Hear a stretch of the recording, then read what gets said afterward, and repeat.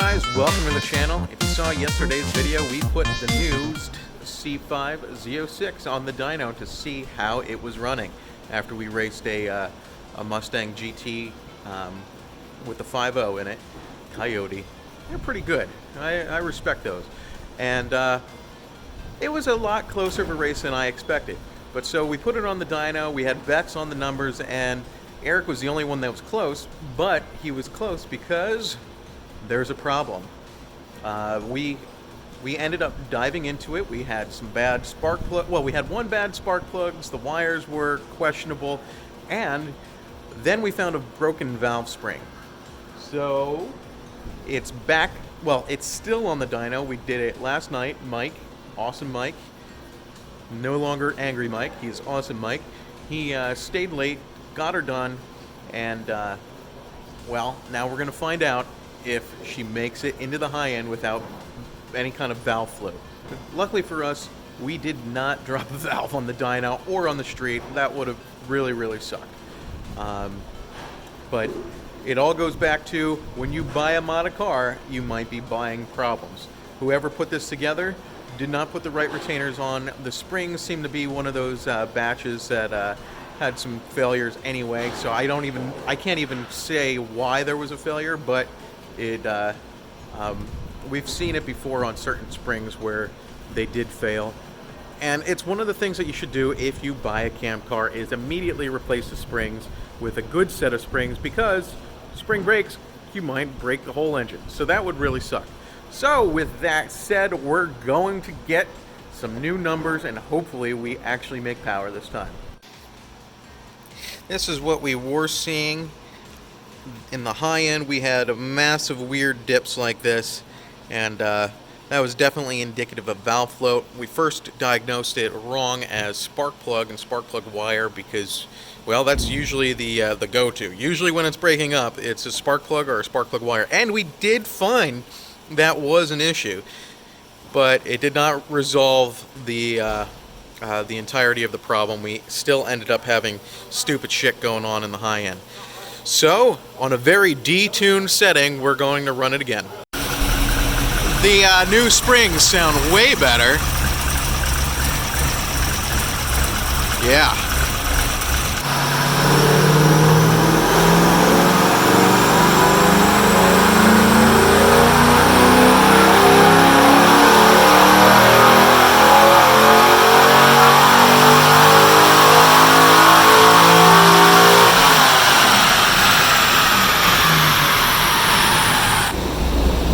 First pull with the new springs and really low timing, lower than the rest of it. She's holding the power out now. Amazing! Let's add some timing!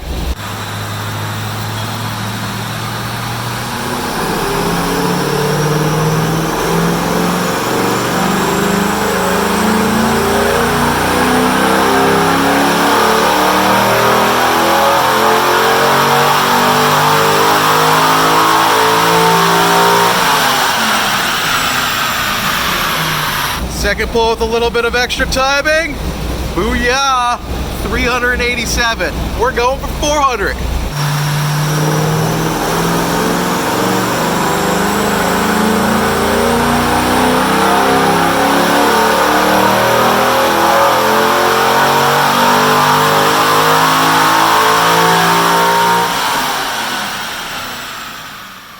So the final numbers are in. 399, almost 400, not quite there. If we ran it another time, we might have done it. The torque, right where I kind of thought it was going to be, the 360-ish mark. In fact, 360-ish before and after all this fun stuff. It was just the high end where you can see the valve basically floating and doing stupid shit. But with the new spring set, look at that, holding it out beautifully. We are looking pretty damn good. We're going to call it quits here on terms of tuning it, and maybe we'll get Tyler back out and get another fun run in Mexico. So what a difference a good set of springs can make. I mean, compared to like a bad set or a broken set.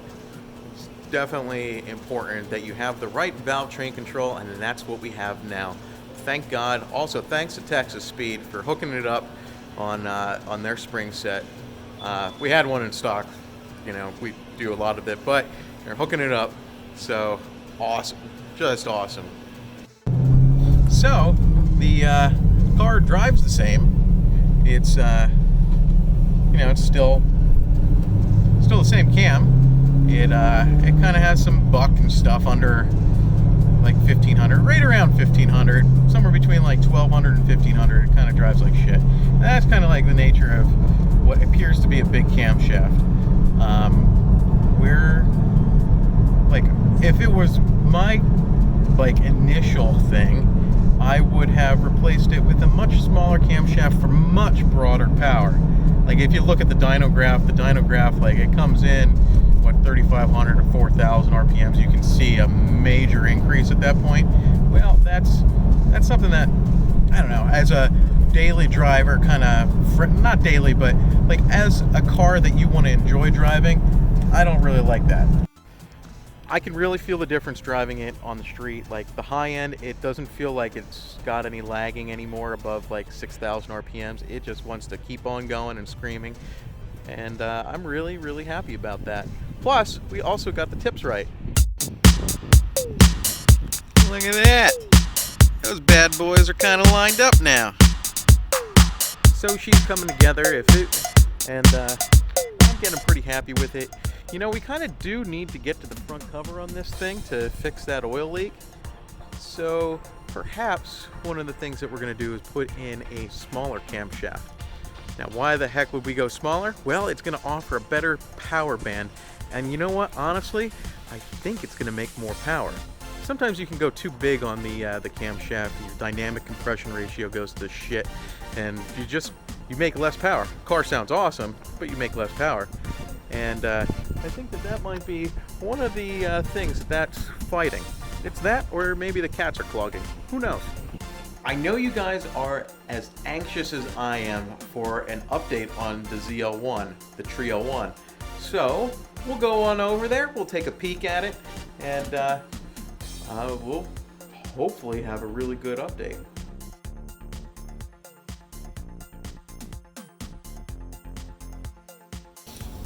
So here she is in primer. This door's getting replaced, yeah, right? Yeah. So that's why that's not in primer. Just paint that off the car. Yeah. Yeah, look at that.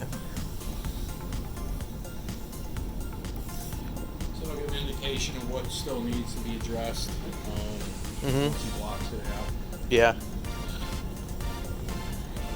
A little bit over here.